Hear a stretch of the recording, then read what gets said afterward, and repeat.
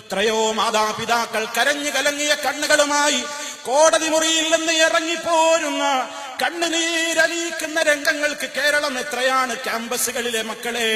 നിങ്ങളെപ്പോലെയുള്ള പല മക്കളുടെയും പ്രവർത്തനങ്ങൾ കൊണ്ട് കേരളം എത്ര കണ്ണുനീരാ കണ്ടത്.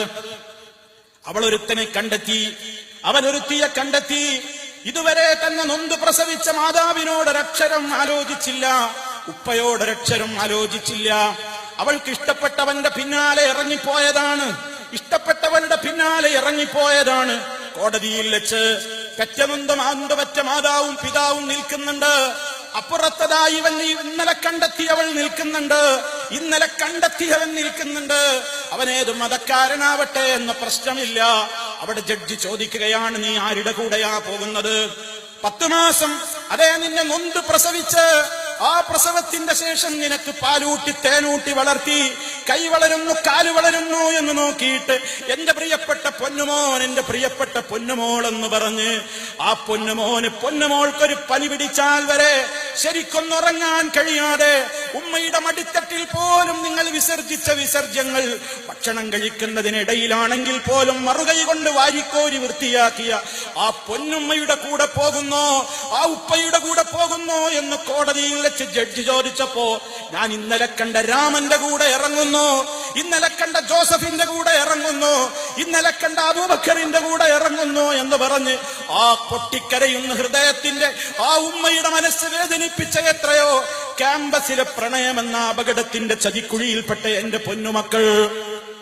ആലോചിക്കണം, നിങ്ങൾ ആരെയാ വേദനിപ്പിക്കുന്നത്? ആ ശാപത്തിന്റെ കണ്ണുനീര് ഏത് കാലത്താണ് തോരുക? ഞാൻ ആരെയും കുറ്റപ്പെടുത്തുന്നില്ല, പക്ഷേ സാന്ദർഭികമായി നിങ്ങൾ ഓർക്കണം, ഇന്ന് ജീവിച്ചിരിക്കുന്ന പല ഇരകളും അതിനുണ്ട്.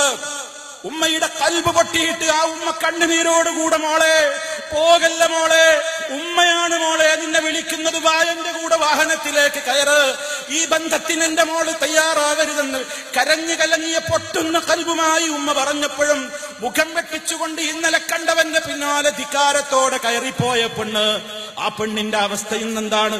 ഭ്രാന്തിയായി നടക്കുന്നവരില്ലേ, മനോരോഗികളില്ലേ, വൃക്കകൾക്ക് തകരാറ് വന്നുകൊണ്ട് പൊട്ടിക്കരയുന്നവരില്ലേ, ഉമ്മയുടെ നെഞ്ചത്തേക്ക് നൊന്തുപറ്റ ഗർഭപാത്രം അടങ്ങുന്ന വയറ്റത്തേക്ക് അതേ മുഷ്ടി ചുരുട്ടിയിട്ട് കൈകൊണ്ട് ഇടിച്ചവർ, കാലുകൊണ്ട് ഇടിച്ചവർ, തളർന്നു കിടന്നുകൊണ്ട് എന്തോ ചില ശബ്ദങ്ങൾ പുറപ്പെടുവിച്ചുകൊണ്ട് അടച്ചിട്ട ഇരുട്ടറകളിൽ നിന്നും ജീവിതം കഴിച്ചു കൂട്ടുന്ന മക്കളില്ലേ. അല്ലാഹുവിന്റെ വചനം ഓർക്കണം നിങ്ങൾ പ്രിയപ്പെട്ടവരെ. ഉമ്മയുടെ കണ്ണുനീര് ഭൂമിയിൽ വീണാൽ, ഉപ്പയുടെ കണ്ണുനീര് ഭൂമിയിൽ വീണാൽ ആ തോരാത്ത കണ്ണുനീരിൽ നിന്ന്, ആ തോരാത്ത കണ്ണുനീരിന്റെ ദുരന്തം ഈ ജീവിതത്തിൽ മുതൽക്കേ അനുഭവിക്കാൻ തുടങ്ങും. ഈ ജീവിതത്തിലും രക്ഷപ്പെടില്ല, നാളെ പരലോകത്തും രക്ഷപ്പെടില്ല. അതുകൊണ്ട് ഏറ്റവും പരമപ്രധാനമാണ്, അപമാനം ദുനിയാവിലും കിട്ടും ഉമ്മയെ ധിക്കരിക്കുമ്പോൾ. ഇസ്ലാമാണ്, പക്ഷേ വീട്ടിലെത്തിയാൽ ഉമ്മയെ അനുസരിക്കാൻ തയ്യാറില്ല. എന്റെ തീരുമാനമാണ് എനിക്ക് വലുത്, ഉപ്പയുടെ തീരുമാനം എനിക്ക് ആവശ്യമില്ല, ഞാനതിന് മാത്രം വളർന്നുപോയി, ഞാനതിന് മാത്രം ഉന്നത സ്ഥാനീയനായി എന്ന് ചിന്തിക്കുമ്പോ നിങ്ങളിൽ നിന്ന് ആ രൂപത്തിൽ അള്ളാഹുവിന്റെ നിയമങ്ങളെ മുഴുവനുമായി നെഞ്ചേറ്റാതെ തനിക്കിഷ്ടമുള്ളത് സ്വീകരിച്ച് തനിക്കിഷ്ടമില്ലാത്തത് തള്ളിക്കളഞ്ഞുകൊണ്ടുള്ള ഒരു ഇരട്ടത്താപ്പ് നയമാണ് ദീനിൽ നിങ്ങൾ തുടരുന്നതെങ്കിൽ ഇല്ലാ ഖിസിയും ഫിൽ ഹയാത്തിദ് ദുനിയാ, ഈ ലോക ജീവിതത്തിൽ തന്നെ അപമാനമുണ്ടാകും. തീരുമോ അതുകൊണ്ട് ഇല്ല.